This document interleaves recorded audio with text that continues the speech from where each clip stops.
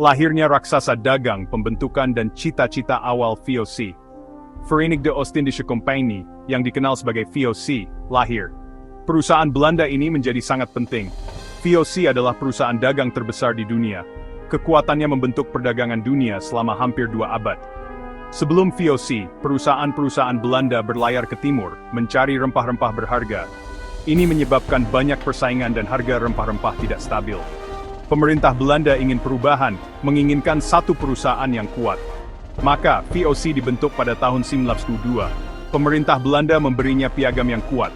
Piagam ini memberi VOC hak tunggal untuk berdagang di Asia. VOC bisa membangun benteng dan berperang jika perlu.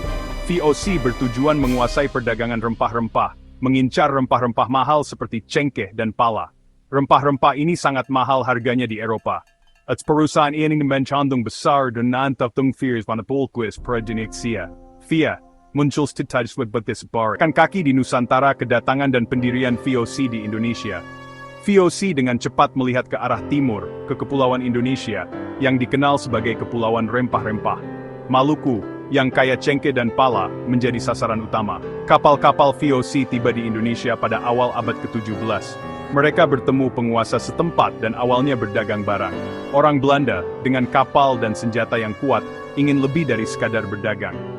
Mereka membangun pos dagang yang disebut loji, benteng kecil atau kantor utama. Pos pertama ada di Banten dan Ambon untuk mengontrol pengumpulan rempah-rempah. Pada tahun 1909 VOC merebut Jayakarta, sebuah pelabuhan di Jawa Barat. Jan Pieterszoon Koen, seorang pemimpin VOC yang tegas, memimpin penyerbuan ini. Di atas reruntuhan Jayakarta, mereka membangun kota baru, Batavia. Batavia menjadi pusat kegiatan VOC di Asia. Cengkeraman besi monopoli, kontrol dan penindasan VOC dalam perdagangan rempah-rempah. VOC sangat menginginkan seluruh perdagangan rempah-rempah, tidak mau ada saingan dari pedagang Eropa atau Asia lainnya. Monopoli penuh ini ditegakkan dengan kejam. VOC menggunakan kekuatannya untuk memaksa penguasa setempat membuat perjanjian khusus.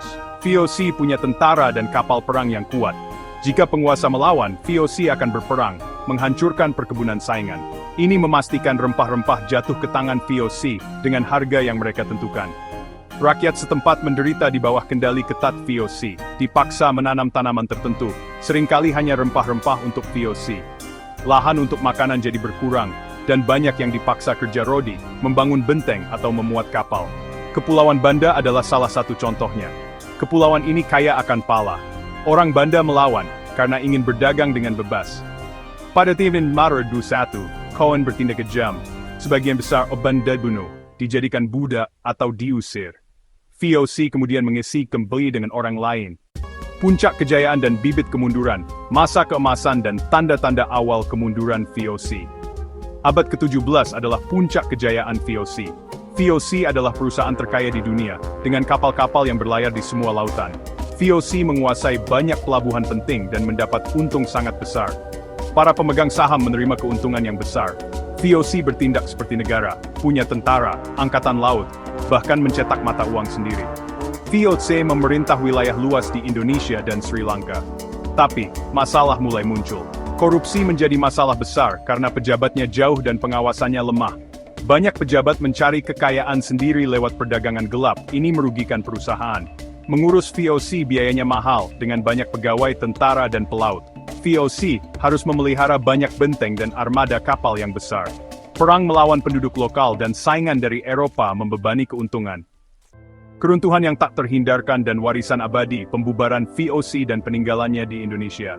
Penduduk setempat tidak tinggal diam. Banyak perlawanan terjadi menentang aturan kejam VOC di Jawa, Sulawesi dan Maluku. Pemimpin seperti Sultan Hasanuddin melakukan perlawanan. Perang-perang ini mahal biayanya, baik uang maupun nyawa, dan mengancam kekuasaan VOC. Memasuki abad ke-18, masalah makin banyak. VOC menghadapi saingan baru, terutama pedagang Inggris dan Prancis. Perdagangan rempah-rempah tidak lagi semenguntungkan dulu. Perusahaan terlilit utang, meminjam uang yang tidak bisa dikembalikan. Keuangannya semakin lemah. Perang Inggris-Belanda, keempat, dari tahun 1790 sampai 1794, menjadi pukulan berat. Banyak kapal VOC hilang, dan perdagangannya sangat terganggu. Perusahaan itu bangkrut. Izinnya berakhir pada tahun 1796. VOC resmi berakhir pada tahun 1999. Warisan VOC di Indonesia itu rumit. VOC meninggalkan infrastruktur seperti kota, jalan, dan benteng tua, tapi juga luka mendalam akibat penjajahan dan kekerasan. VOC mengubah jalan sejarah Indonesia, meletakkan dasar bagi penjajahan Belanda.